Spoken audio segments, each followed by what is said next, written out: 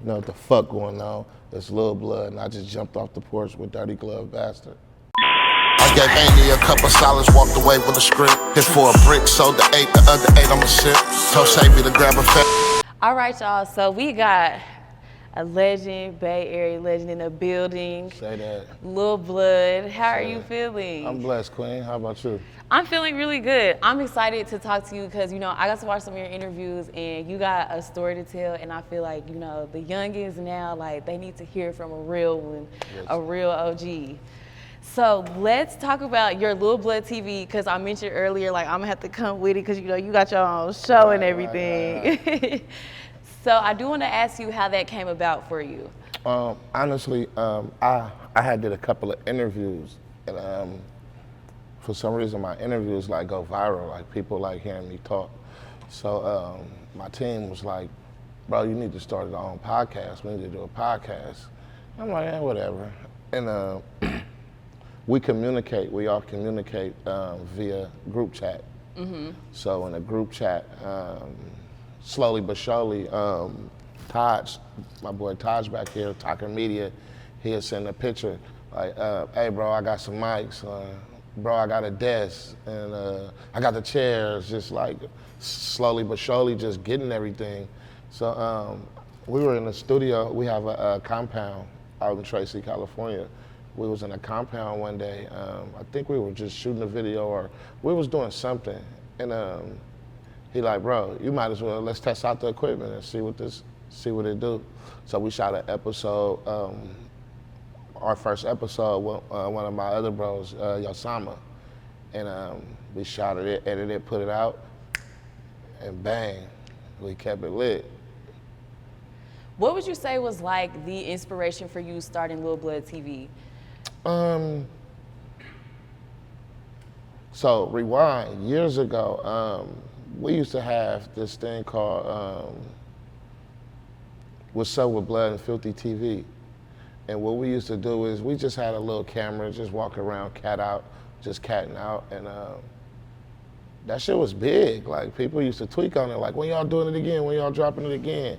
So that already kind of had me in that genre per se. Mm-hmm. So when I started Lil Blood TV, it's just like, and I think I'm a doctor. I know I'm a doctor, right? Like. Okay, wait, doctor, like, what do you mean, like? Like, I'm a psychologist. Like. Really? Yes, I'm Dr. Walker. Like you laughing, like my alter ego, I think I'm a doctor. So when I be sitting in that chair across from people, I go like in full doctor mode. Like, you get what I'm saying? Like, I really have a PhD. Like, I'm really like saucy as fuck. So, yeah, that helps. I normally charge for that shit, so the sessions I give is free. And, you know, people are humble and they know I can really get paid for this shit, but that's my way of giving back to the African American community, is by offering my services for free.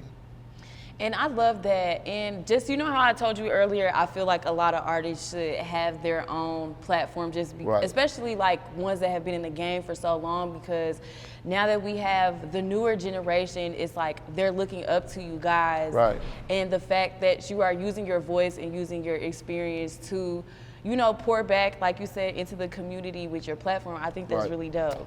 So what it is, honestly, so I'm not young no more, and a lot of artists my age, like, they still want the spotlight. You get what I'm saying?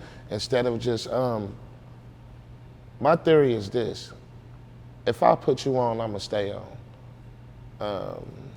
It's the circle effect. It's the, each one teach one.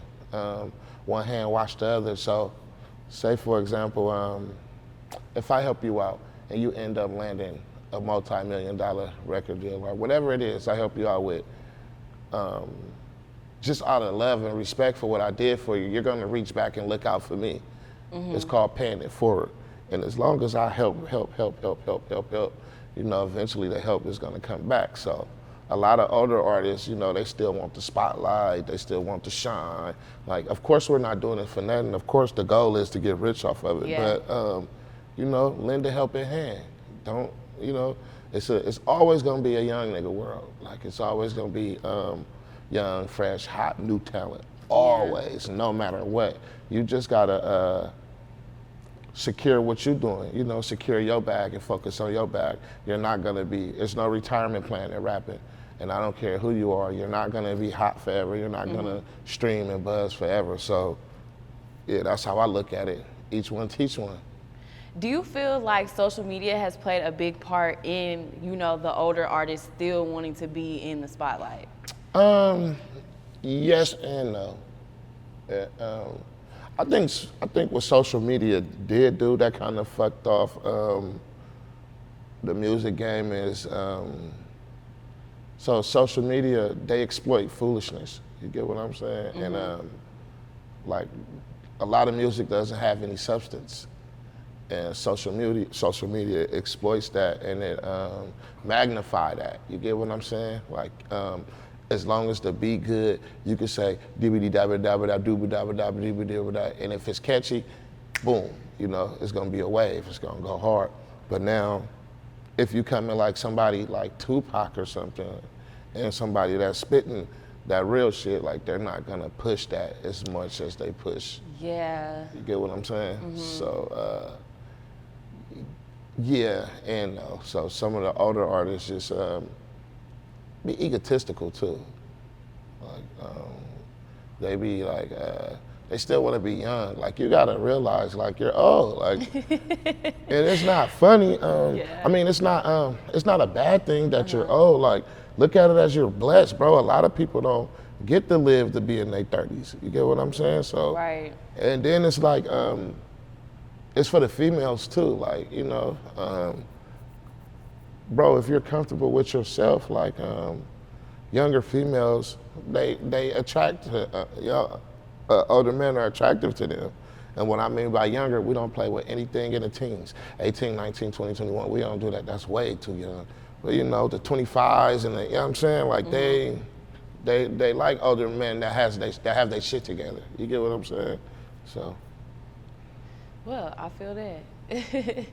Now, I do want to dive into your background, of course, with starting off with you being from West Oakland. So we got to talk about how West Oakland really shapes you as a man and even growing up. So to rewind it, it's the class of gentlemen that was before me. The Huey P. Newtons, the Eldrick Cleavers, the Red Walkers, the Tommy Waynes, the Lil Dads out of Dogtown. Just walking in their shoes or trying to walk in their shoes, it's a big deal. West Oakland, you know, the Black Panthers was created in West Oakland. It was founded in West Oakland. So West Oakland got a lot of history. It was, when I was coming up, West Oakland was black, just like Atlanta. Atlanta is black and white. Right now, West Oakland is gentrified like a motherfucker, but it was black. And I remember when people used to be afraid to come to West Oakland. They used to call us dirty, like, you know, dirty West Oakland. Like, that's where West Oakland I'm from. I'm from the dirty West Oakland, not the new one. It's two different ones. But like I said, you know, with a West Oakland nigga, it's all type of shit in one. You got a pimp on the other hand, you got a revolutionary on the other hand, you got a drug dealer on the other hand, a hustler. You know, it's all type of stuff, just, you know, that just makes up a West Oakland nigga. Yeah.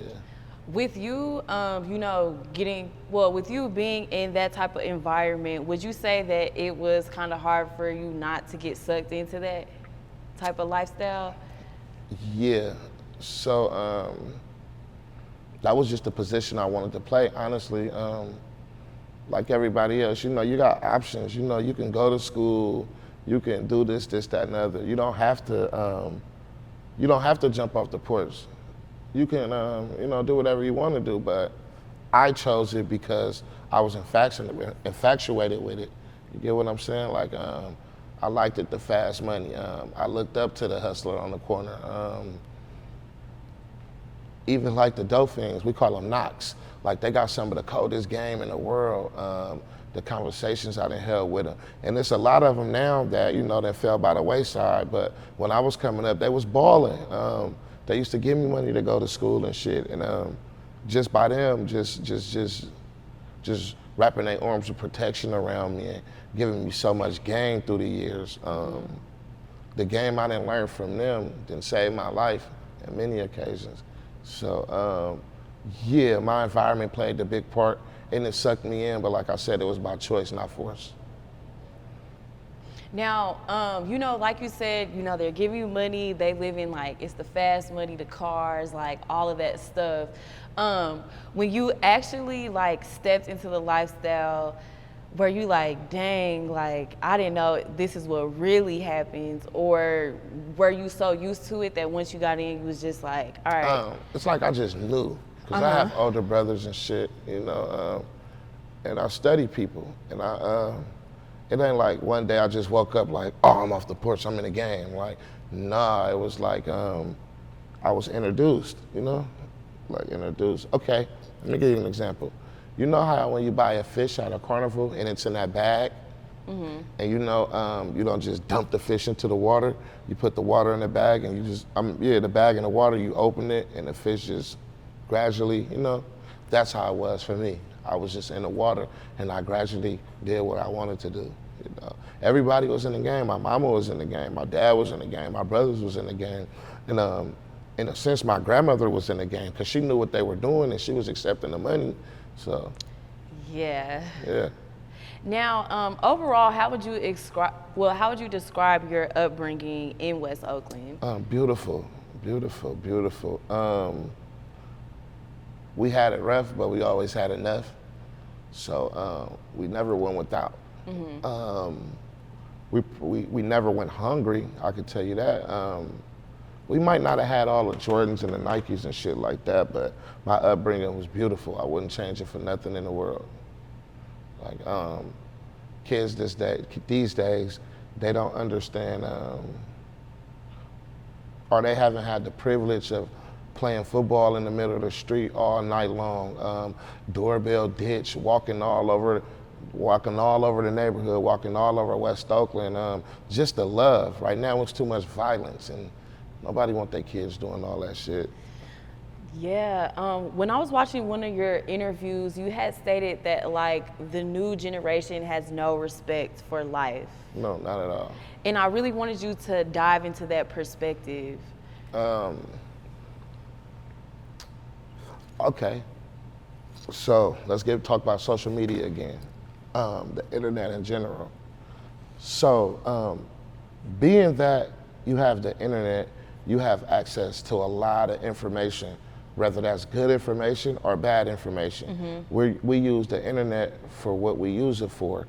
So when I was growing up, you didn't have access to the internet like that. And technology wasn't as big as it is now. Everybody has a phone, everybody has tablets, computers, laptops, whatever the case may be.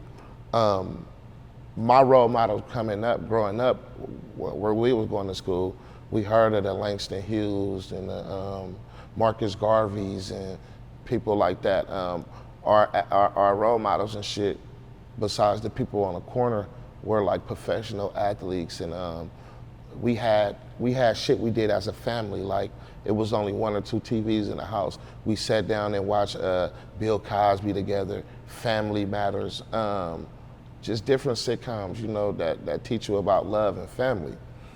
So fast forward today, the internet gives these children, not even say everybody, access to a lot. So they listening to the young boys and even the Lil Bloods. I'm not gonna sit up here like I'm holier than thou, but they get to see their role models. You get what I'm saying? Talk about killing shit and really seeing this shit happen. Look at the Quando, Rondo, and King Von incident. Just all these other incidents that our children and our young life are seeing and listening to. They get to following that shit. You get what I'm saying? And they get the acting out the shit they seen. So everybody want to put switches on their guns now. Everybody want to body. Everybody want to slide. their role models are not teaching them anything. They're not teaching them what it means to love your family or what it means to cherish your loved ones. They're not teaching them financial literacy. They're not teaching them how to stack and save money or how to invest. All they seeing is, you know, a motherfucker sliding, even with the women. Look at the women, look at the role models the women have. When I was growing up, they had role models like Queen Latifah's, and no, I'm not that old. Let's say like, no, for real, let's say, I can't think of none of their names right now, but you get the picture, like it was different role models, you get what I'm saying? Like, even with the Halle Berrys, let's say Halle Berry's in them, they wasn't twerking, they didn't have their ass out 24/7 on the internet. Like you go to the internet, you stroll down your timeline, damn near every other post is, you know, a woman showing their titties or, you know, arching their back and shit like that. So this is what we're programmed to see. This is what they're programmed to see versus when we came up, it was different. Like, you know, we were seeing successful black women in Hollywood or successful black men in Hollywood. It wasn't the same old shit. So, of course, you're not gonna have respect for nobody if you don't got respect for yourself. It doesn't work that way. Wow. You have left me speechless. I don't got nothing to say. But no, I think you really hit it on the nail. And then it also goes back into how you said, like, with the older artists who are still trying to be in the spotlight, like it's no real role models right now. Not at all. Not at all. And that's what I'm trying to do. I'm trying to change the narrative. But like I said, I didn't preach a whole lot of malicious shit. You get what I'm saying? I done preached a whole lot of unruly shit, and that's because I haven't. When I was doing that, I haven't made that transition yet. You get what I'm saying? I was still straddling the fence, and like I said, I'm not no angel. I'm not holier than thou. I have shit that I'm dealing with and demons I'm battling too. But at the end of the day, I'm definitely trying to change the narrative because I want to get rich. Like, you get what I'm saying? There's money out there. I have a son now. I'm his biggest role model. My son think I'm like God. So I have to show him. I have to lead by example. Okay, I have to put away my childish things and become that change I want in the world. I have to become that man I want my son to be. You get what I'm saying? So it's like, yeah, I still deal with what I deal with, but at the same time, I'm not pushing that. I'm not putting all my energy into that no more. Like, this shit is different. I'm on a whole nother path with this shit. As a man, and just going through life, when do you feel like it's time to make that transition to where you become more older and more wiser? It's when you ready. Like, I know 40-year-old man that's still childish as fuck and still want the spotlight. I know 40-year-old man, who still don't have their shit together, who's living with their parents, who's you got 4 or 5 kids and you living with your mom and your dad. Like, that's not a man. You get what I'm saying? A man gonna get off his ass and not complain. A man gonna get out there and do it. You get what I'm saying? A man gonna get out there and break a knuckle, a knee to make sure his family is secured. Like, I can't see myself, even with no children at my age, still living with my mom and my dad. Like, that's disgusting. Like, I know a lot of men who got jewelry and got cars, but don't have no place to live. They're still running around fucking on these little ass girls. You get what I'm saying? Yeah, so it has to be on you. Like, you have to make that transition. Like, when you're ready, you get what I'm saying? Like, if I had the knowledge that I got now at 20, oh, my life would be so much different. Oh, how's your life at 20? Wild and reckless. I was a fool. Man. We're gonna be here all day. Could you name like one incident to where you were like, okay, I really gotta get my shit together. Like, it's no more of this. Really when I had my son. So, my son, when he was born and I seen him in the hospital, like, I just cried. And I couldn't stop crying because it was like, now, nigga, welcome to the real world. Like, it's not for self anymore. Like, nigga, you have this whole, like, human, like, you know, like, shit is different now. Like, so before I had my son, of course, I had my own money, I had my own spots, cars, all that shit. But that didn't make me no man. I didn't transition into a man until I had my son. So it's like now, like, I gotta even the playing field. You feel me? It's like, nigga, Yeah. I gotta go hard. Like, the shit that I normally did that was for self is not for self no more. You gotta make it home every night to this little boy. You gotta secure this little boy future. He trust funds, he need college, he need a whole lot of shit. So you have to play the game raw now, you feel me? Like, so yeah, on mamas, when I had my son, that's when I really just woke my game all the way up. Would you say when you had your son is when you started to take your music career serious? Or was that already? I'm gonna keep it real. I just really started taking that shit hella serious. Really? Like, yeah, and it's funny because Ghazi, shout out Ghazi over at Empire. This was some years back before I had my son.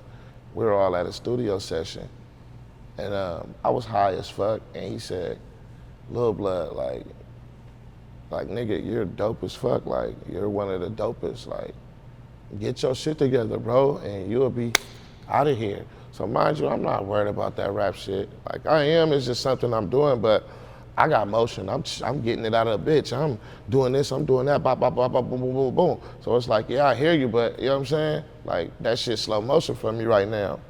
And it's like, then I start seeing my constituents. I start seeing Ghazi take off. I start seeing different motherfuckers take off. Then I'm like, damn, like, and this really could be me. You get what I'm saying? And the last meeting I had with him, he told me, like, bro, I told you years ago, Blood, like, you wasted your, like, you know, like, you wasted time, not me. And I admit I did because it was like, I was so invested in everything else I was doing. I didn't really think I didn't really think I was capable. But it's here down when it's working. Man, I'm sorry, I just can't believe that it took you like up until like recently to start to take it serious. Right. Would you say it was just like a lot of life that you had to go through before you could just drop everything and focus on rap? That too, and then for a minute, a lot of people was kind of like closing doors on me too. Let's talk about the closing doors. Like, Let's talk about it.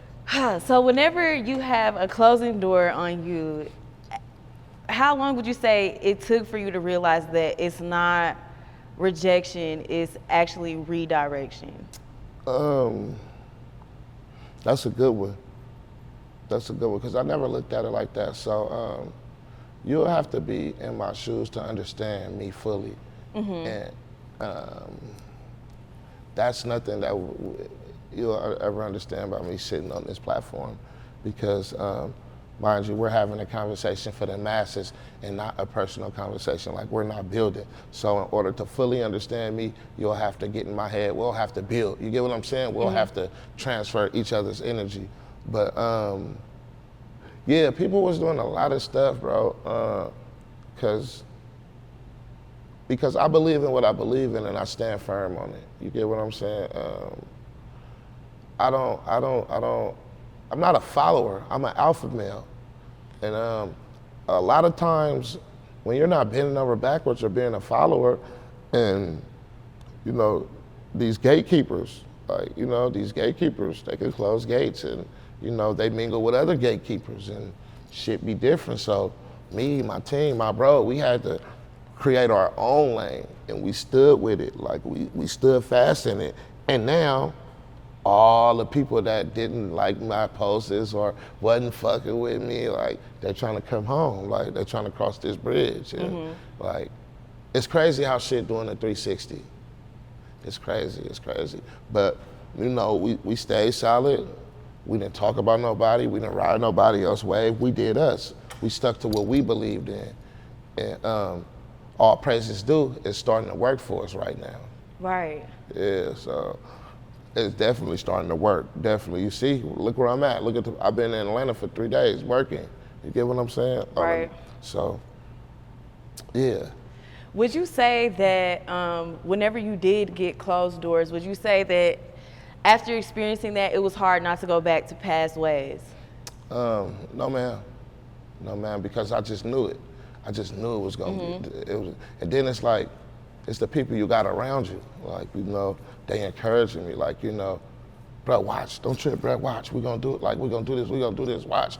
They wasn't, oh man. It wasn't no pity party.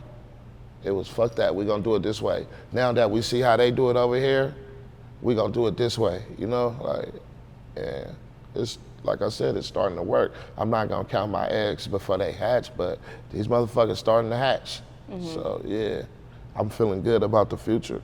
I'm feeling good right now than I ever felt in my life about music and about just life in general. Right. What would you say is different now? Different now, people starting to see. They starting to see the vision. They starting to accept and respect me for who I am. They starting to understand me. They're not going off no he say, she say anymore. They starting to they starting to, yeah, they starting to see. Basically, they're waking up. So it's like, I can't tell you about him. I don't, you know, and he can't tell me about you. I'm gonna have to figure that shit out for myself. So people was figuring it out for themselves, and they like, damn, you really, oh, they really was hating, or they really. Oh, wow, so did people place like certain stigmas or like stereotypes onto you? Fuck yeah. What was like the wildest ones that you heard? Shit, it was a lot. For example, I just did an interview with SS Snoopy from LA, and he was like, man, they was telling me, bruh, like you was gonna ride me not to be in the room by myself with you. Yeah, this just wild ass shit, bro, wild ass shit.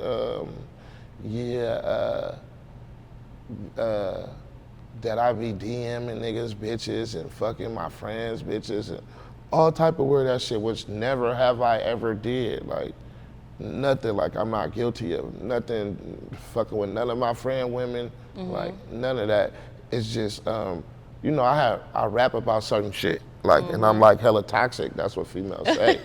But, yeah, but at the end of the day, like, that's something female, like, I'm not, I don't, you feel me? I don't play them games like that at all, but yeah, it's just been some weird shit, like, weird shit.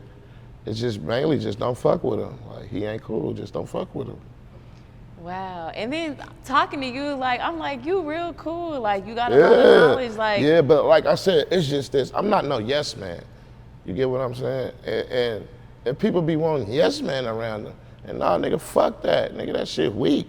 I'm blunt. I'm gonna tell you what it really is. Like, I'm not gonna be no follower, bro. And I feel like we always get it the hardest, though. Like, we always get it the hardest, and it take us real long to get to where we need to be because we are just, like, we not going for none of that. None of that. And it's not even being stubborn or arrogant. It's just, nigga, no. Like, I'm not, that's not cool. That's not it. Like, right, and it also falls back on, like, certain morals and principles that you believe in and that you stand on.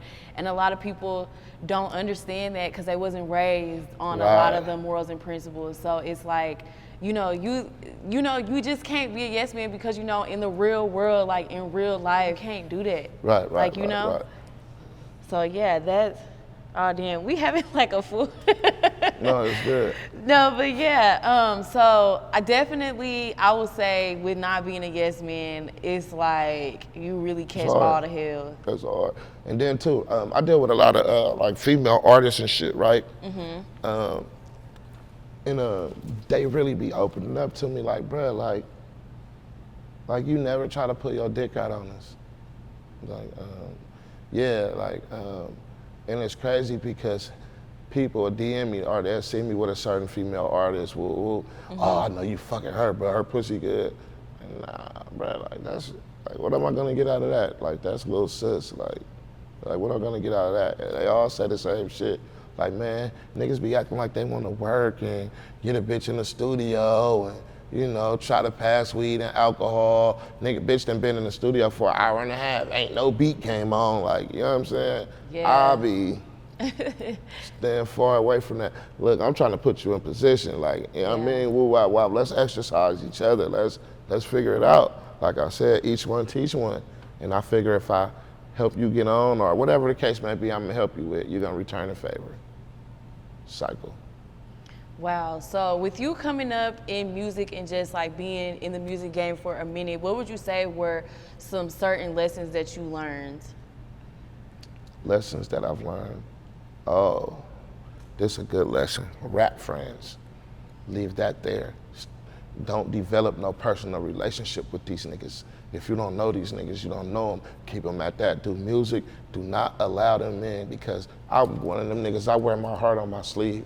And I done met a lot of niggas through music that fucked me over in the end. That, you know what I mean? That slandered my name, that did this and like, leave rap friends as rap friends. Don't invite them into your personal space. Because once you do that, and they do some hoe ass shit, it might not be now, it might be a year or two, 5 years down the line, that whole shit gonna show. And it's all come back on you because you allowed that. You allowed them to come into your personal space. You allowed them to come around your family. You allowed them to come around your friends. That's your fault. So my advice is my lesson is to don't fuck with niggas. Don't do that. Don't, hell no. And then don't sell yourself short. Like, stand on business. If you want 10,000 for a verse, stand on that. You know, stand on that. Don't go from 10,000 to 500 in that zip of weed. Like you selling yourself short. Like stand on what you believe in. Yeah. Wow, the rap friends one, that's a big thing, cause you know. Hell yeah. I mean, like, you know, once you think you cool with somebody, like y'all start getting close, but then when they flip the script, it's kind of. It's ugly. It's ugly. It's ugly. So ugly, man. But what would you say your grind looked like just coming up in the rap game, just from where you were to even transitioning into a certain type of structure? My grind, so shout out to Jay Stalin. Jay Stalin, my big bro. Really, I started fucking with him when I came home from jail. I started fucking with him. And like I said, I wasn't taking it serious for a long time, but he showed me that it's possible, like it's a way. Like he's not super famous, he's not super like nationwide. No, he's not known nationwide like that, but that nigga is comfortable. That nigga's eating off this shit. Like he has houses, cars, like, you know, you don't have to be 50 Cent or Lil Baby to live a comfortable life off this shit. You get what I'm saying? Yeah. Like, and you know, we're from California. California hella expensive. So if we were in the South somewhere, like we'll have that fat ass mansion and shit like that. But Jay Stalin showed me that it's money in this, and you can get rich. Like you can get rich in your bubble, in your little chitlin circuit. You definitely can. So. Yeah, Jay Stalin, like his grind is impeccable, and I just try to follow in his footsteps. Definitely. And what would you say was like the song that really allowed people to wake up to who you were as an artist? It was a few songs. The Third World Free Boski song, the Mr. Perfect song, the Let It Blow song. It's a few songs that I got that people be tweaking on heavy. But I think when like people first really start paying attention to me, it's this song called Stressed Out. I did. And I was basically stressing. Moms was kind of down on her luck. I was kind of like getting a little bit of pape, but not no major pape. And yeah, they had cut the lights out at Mom's house. There was all type of shit going on. And I was stressing. And then the song, I said, Have you niggas ever been somewhere stressed out? 23 and 1, no mat with the lights out. Or coming home to see your mama all tweaked out, saying she don't smoke, then why the fuck is the lights out? And in that song, when I said, have you niggas ever been somewhere stressed out? 23 and 1, no mat with the lights out. That was because a couple of months before that, I was paroled, but I was paroled from lockup. And lockup is 23 in, 1 hour out, and they make you roll your mat up in the morning, at 6 in the morning. They make you roll your mattress up and put your mattress outside your door. So from 6 in the morning to 8 o'clock at night, you're just sitting on this steel slab, no covers, no nothing. So that was kind of like heartbreaking for me. So I put that in the song, and that song it did real well for me. Like people started to notice, like, okay, this nigga, you know what I mean? He's not a bullshitter. Wow. So would you say, like, coming up, was it kind of hard for you to break through as an artist coming from Oakland? Fuck yeah, because we didn't have no internet. Like, we didn't, you know, this social media shit. Y'all didn't. Y'all really just had, like, the music videos, yeah, of course. Like, the social media shit, like, kind of, like, new. Like, you know, like, we didn't have, if we had the streaming era, you feel me? We'll be on some other shit right now. We didn't get to catch that wave. I'm sorry. Like, we just, like, missed that. Like, who was around your class that's lit right now? Yeah. I think I came out when Chief Keef and or no, right before Chief Keef. Let me see. What would you say, man? Like, or let me clarify, in the Bay Area, who were you with, like, your class in the Bay Area? Oh, my class in the Bay is probably the D-Los, the J Stallions, the Philthy Riches, Lil Goofy, he was in that era. Beat Weedas, let me see.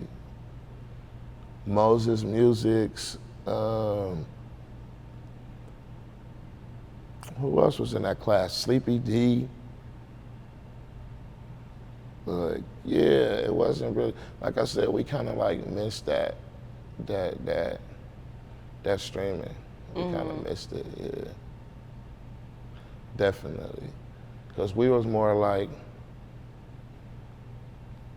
really like 2012 and shit. Like, you know what I mean? Like, we was around that era. So yeah, we kind of missed that streaming shit. But we're still reaping the benefits though. Like now, like, you know what I mean? Now, like, we're reaping the benefits now. How do you feel about the current state of the Bay Area's music scene right now? I think it can be better. I think we need more Bay Area artists need to do more shit like this, like these different platforms. And then it's like platforms, like, they don't fuck with the Bay for some reason because we're different. Like, you know what I mean? Like, I love the Bay. We love the Bay. Like, I love the Bay Area. Right. I feel like it's a lot of history, of course. Definitely. It's a lot of history that hasn't been talked about yet. Right, yes, ma'am. No, yeah. As far as the Bay Area, I have interviewed some artists from there, and they did speak on the Bay Area, like, coming together more. And they said that was kind of like a thing out there where it's, like, kind of hard for everybody to... Yeah, because, you know, in the Bay, it's real political. And niggas play politics. But it's getting better. It's definitely getting better. I say it's starting to shift. You get what I'm saying? It's starting to shift, and people, it's starting to, like, realize that, nigga, we ain't gonna get no money if we ain't really, like, we don't gotta fuck with it every day. We ain't gotta act like we best of friends, but, you know, just stay level-headed. Let's get this bag real quick, for sure. But the Bay got some talent, bro. The Bay raw as fuck. Like, we the mecca of everything, if you ask me. Yeah, it's a lot of lingo, like... Yeah, all that. Yeah, hell yeah. Now, in your current state right now, with your growth as an artist, how do you feel in this moment? I feel good. I feel good. I feel like I got my second win. I feel rejuvenated. I feel as if I'm alpha. I'm David going against Goliath. Like, I'm Noah when he was in the mouth of that giant fish. Like I'm him. Like, you feel me? I'm there. I'm beast mode. I'm Marshawn Lynch in 2007. Like, I am the alpha. I am the omega. Like, I'm just him. Like, and I can't be stopped. I'm a force to be reckoned with. If you get in my way, I'm sorry. That's your fault. But I'm not sorry because you shouldn't have gotten in my way. Like, God is blessing me right now, and it's not like it's just showering. He's showering blessings, and I'm just, yeah, I'm just all that. I'm Hercules. I'm Zeus. I'm everything right now. I feel great. Like, I love this moment I'm in right now. It's the calm before the storm. You get what I'm saying? Like, yeah, I'm moving. Yes, ma'am. I love this for you. Thank you. Now you just dropped you recently dropped your project, Book of, Dawa. The Book of Dawa.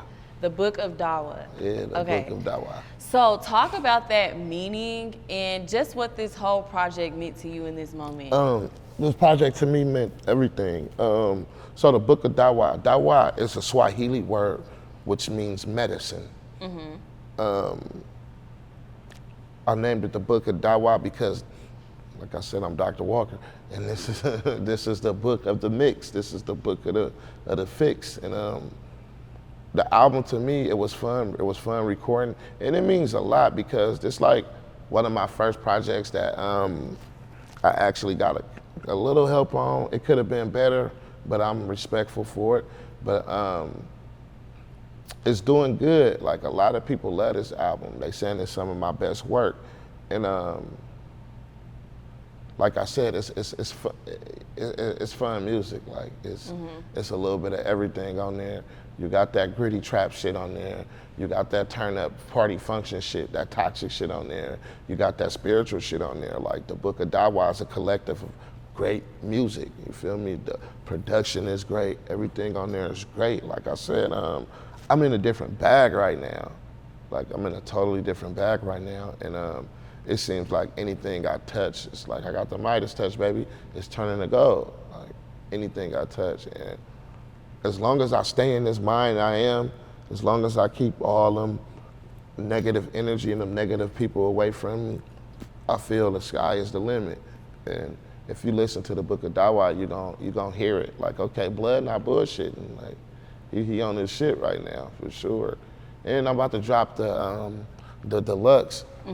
Hopefully by the time this interview drop, the deluxe will be out. Oh yeah, probably, for sure. Yeah. That's exciting, man. I know you had Peezy, Haiti Baby, Kamiayah. Like, talk about the dynamic just working with all of them. Like I said, as far as like Peezy, when Peezy first came to Cali, like, I was one of the first niggas he locked in with. And when I came to Detroit, it was also the same love. Peezy is a hell of a dude. Shout out Peezy. Kamiayah, hometown hero. Like, I love her, man. Yeah, she's a sweet soul. Kamiayah go crazy. Like, shout out to Kamiayah. I used to give Kamiayah a hard time. Like, every time I see her, like, man, you don't fuck with me. Like, you know, it's just something I do. And I had seen her. Shout out Marcus Peters. I had seen her at Marcus' rooftop party. I'm like, sis, what's up? I need you. She like, nigga, send it. It's good. I'm like, all right. Sent her the record. She sent it right back. Haiti Baby. Like I said, that's another. Haiti Baby was like, you know, he from Stockton, but that's Lil Bro. He grew up listening to me. Like, I have a influence. So, you know, told him to pull up to the studio. He pulled up to the studio. We knocked out like 4 records that day. So, yeah. Now, with this project, what would you say is you really wanted to, well, the message that you wanted the fans and like your listeners to really grasp from it? That I really can't be fucked with, for real, in a sense. And I can be on any level y'all want me to be on. And it's actually a great body of work. It's not just songs that was put together. Like, you actually can listen to it from top to bottom. Like, you feel me? Like, it's really a great body of work. And yeah, that's what, you'll know when you listen to it. I'm not just fronting or flexing my shit. The Book of Dawa slap hella hard. It's hard. Like, it's hard. Yeah, I got to listen to that. It's definitely that. Thank you. I appreciate it. Definitely appreciate it. And I'm not just talking, like, you know. And like I said, I'm keeping up. Like, it ain't nothing like a nigga can tell me right now. Like, I'm really like in this different, like, I'm like a transcending artist, if I said that right. Like, in any era, I can fuck around in any era. Like Jay-Z, like any era he hard. Like, you know, a lot of people don't have that. I got that gift. Like, Right, yeah. definitely got that gift. Now we have the Book of Dawa out now, and then you got the Deluxe dropping soon. So what would you say is next for you? Next for me, I want to push out another project before this year over with. I'm tweaking on my podcast heavy. Lil Blood Tv is like it. Like it's the off the porch for Northern California. It's the no jumper for Northern California. It's everything. It's the drink champs. It's, you know, all that in the one. I'm not messy. That's why people like fucking with me. I'm not messy. I'm not gonna pull no crip, sit no crip down to ask a crip why he funking with a blood, or I'm not gonna have a blood on there and asking him why he funking with a crip. Like, I don't get into people's business. I'm not messy. Right. Like I said, I'm a doctor. I'm Dr. Walker. So I want to talk about you. I want to get to know you. Let me know, you know, certain shit. Let's get personal. Let's have a conversation. So my podcast, I'm tweaking on that heavy right now. Like I said, I want to drop another project by the time this year over with, 2023. I want it to be much more better. I'm trying to get a Joe Rogan back. You feel me? Like, it's different. Like, this shit real different right now. And like I said, I done wasted too much time. So now it's like my wings are spreading all the way. Like, you know what I mean? It's a tweak right now, G-O-D. And before we wrap up, do you have any last words or shout outs? Shout out to Lil Goofy. Shout out to Momo, Earl Momo. Shout out to my son. Son, I love you for sure. That's basically it, man. Stay positive. Stay positive, man. Like my nigga Stunner Man say, continue to be your best you. You know? Growth is everything, and that's what we on. That's what we on. Yes, ma'am. I gave Amy a couple solids, walked away with a script. Hit for a brick, sold the 8, the other 8 I'ma sip. Told Savvy to grab a Fanta back with some chips.